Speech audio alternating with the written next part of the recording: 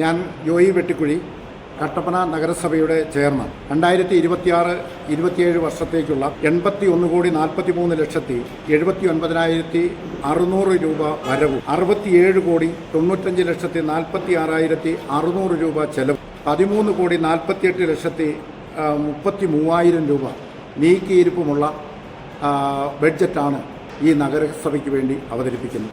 നമ്മുടെ താലൂക്ക് ആശുപത്രിയെ ഒരു ജനറൽ ആശുപത്രി എന്നുള്ള കാറ്റഗറിയിലേക്ക് നമുക്ക് ഉയർത്തിക്കൊണ്ടു വരണം എന്നുള്ള ലക്ഷ്യത്തോടു കൂടി അവിടെ ഇപ്പോൾ നിലവിലുള്ള സ്ഥലത്ത് കിഡ്ബിയുടെ സഹായത്തോടു കൂടി നമുക്ക് നിർമ്മിക്കാൻ കഴിയുന്ന 16 കോടി രൂപയുടെ ആ കെട്ടിടം പൂർത്തിയാക്കുകയും അവിടെ ഡയാലിസിസിന് വേണ്ടിയിട്ട് ഒരു അഡീഷണൽ ബ്ലോക്ക് കൂടി ആരംഭിക്കണം എന്നുള്ളതാണ് നമ്മൾ പ്രതീക്ഷിക്കുന്ന ഒരു കാര്യം.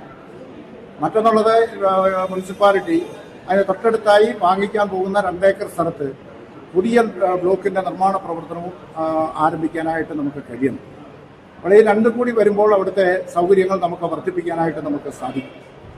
അതുകൂടാതെ വാഴവരയിലുള്ള അർബൻ PHCക്ക് ഇപ്പോൾ കേന്ദ്ര ഗവൺമെന്റിൽ നിന്ന് ലഭിച്ചിട്ടുള്ള 1,42,00,000 രൂപയ്ക്ക് അതിന്റെ പുതിയ ബ്ലോക്ക് നിർമ്മിക്കുകയും കൂടുതൽ ചികിത്സാ സൗകര്യങ്ങൾ അവിടെ നൽകുന്നതിന് വേണ്ടിയിട്ടുള്ള ക്രമീകരണങ്ങൾ ചെയ്യുന്നു.